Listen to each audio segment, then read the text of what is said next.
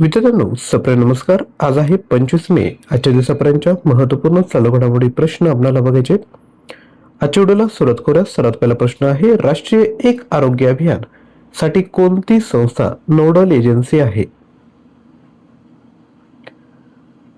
याचं योग्य उत्तर आहे ऑप्शन ए, भारतीय वैद्यकीय संशोधन परिषद.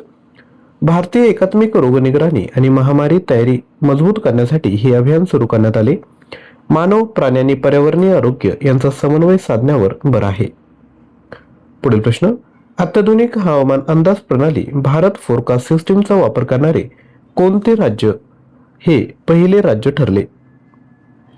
उत्तर आहे ऑप्शन डी, हे महाराष्ट्र. गुजरात, ज्याची कॅपिटल आहे गांधीनगर. राजस्थानची जयपूर आणि तामिळनाडूची कॅपिटल आहे चेन्नई. महाराष्ट्र, ज्याची स्थापना झाली 1 मे 1960 ला.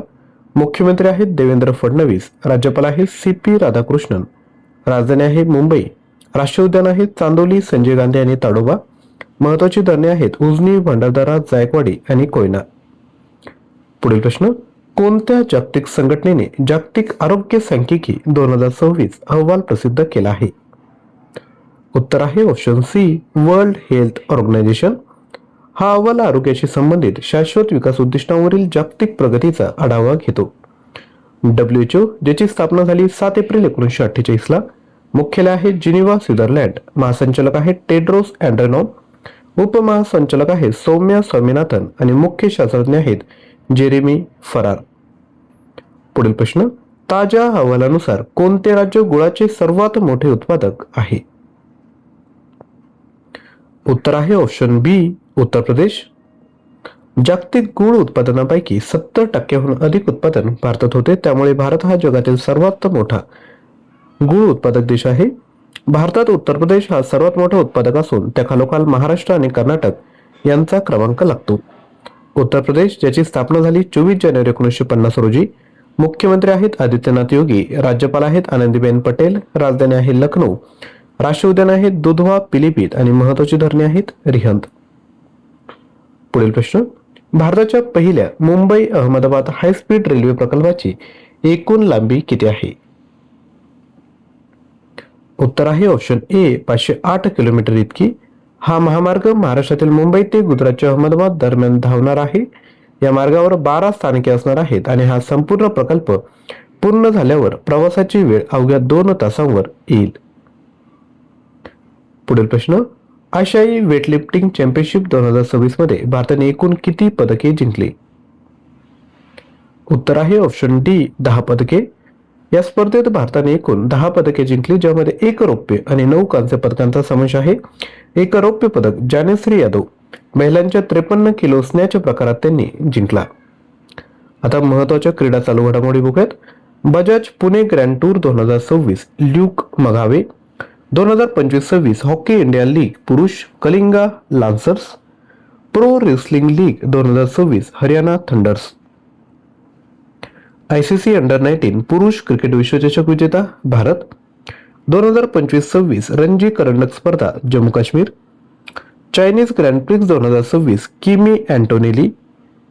ICC पुरुष T20 विश्वचषक 2026 Bharat. SAFF under championship 2026 Bangladesh. भारताचा 95वा बुद्धिबळ ग्रँडमास्टर अनन्योक चोक.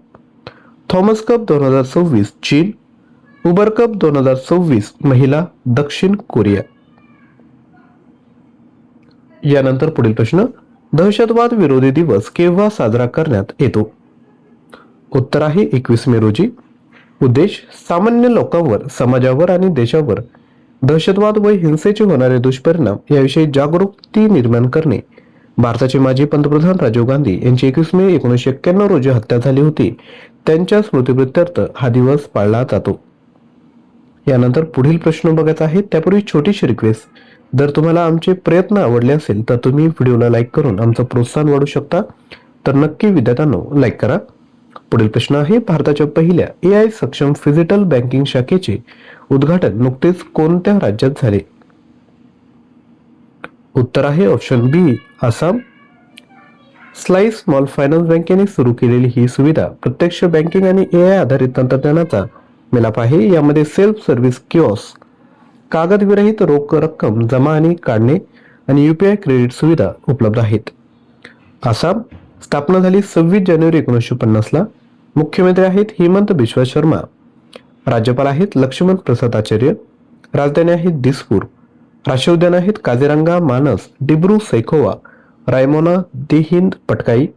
महत्वाची धरणे आहेत जर्लाडिया आणि सुबान सिरी. पुढील प्रश्न, खालीलपैकी कोणाची भारतीय विशिष्ट ओळख प्राधिकरणाच्या मुख्य कार्यकारी अधिकारीपदी नियुक्ती झाली आहे? याचं योग्य उत्तर आहे ऑप्शन ए सौरभ विजय. आता महत्वाच्या ज्या नियुक्त्या आहेत त्यावरही नजर टाकूयात. कॉन्फेडरेशन ऑफ इंडियन इंडस्ट्री अध्यक्ष आर मुकुंदन. पश्चिम बंगाल मुख्य सचिव मनोज अग्रवाल. महाराष्ट्र मुख्य सचिव राजेश अग्रवाल. पश्चिम बंगाल विधानसभा अध्यक्ष रथिंद्र बोस. भारताचे पुढील संरक्षण मंत्री SS राजा सुब्रमणी. भारताचे नौदल प्रमुख व्हाईस ॲडमिरल कृष्ण स्वामीनाथन. आशियाई वेटलिफ्टिंग फेडरेशनचे अध्यक्ष डॉक्टर सहदेव यादव. नॅस्कॉमचे अध्यक्ष श्रीकांत वेलमकन्नी. संरक्षण लेखा नियंत्रक अनुराधा नारायण दास. बॅडमिंटन फेडरेशन परिषद अध्यक्ष PV सिंधू. तर UIDAI चे मुख्य कार्यकारी अधिकारी सौरभ विजय. पुढील प्रश्न, मकाऊ येथे झालेल्या 11व्या सांडा विशेषक स्पर्धेत कोणत्या भारतीय खेळाडूने सुवर्ण पदक जिंकले? तर याचं योग्य उत्तर आहे ऑप्शन सी वरील दोन्ही, म्हणजे अपर्णा दहिया आणि शिवानी. अपर्णा दहिया महिलांच्या 52 किलो वजनी गटात सुवर्ण पदक जिंकले. शिवानीने महिलांच्या 75 किलो वजनी गटात दुसरे सुवर्ण पदक पटकावले. यानंतर तुमच्यासाठी प्रश्न, अलीकडे चर्चेत असलेला प्रकल्प सक्षम हा कोणत्या संस्थेचा मंत्रालयाचा उपक्रम आहे? भारतीय राष्ट्रीय महामार्ग प्राधिकरण, महिला आणि बालविकास मंत्रालय, ग्रामीण विकास मंत्रालय की नीती आयोग? प्रश्नाचं उत्तर खाली कमेंट करायचे. चुकलं तरी हरकत नाही, प्रयत्न करा. तसेच चालू घडामोडी मटेरियल हवं असेल तर ऍप्लिकेशन डाउनलोड करून परचेस करा. डिटेल आपल्या स्क्रीनवर आहेत. आजचा व्हिडिओ आवडला असेल तर नक्की लाईक, शेअर आणि चॅनलला सबस्क्राईब करा. थँक्यू.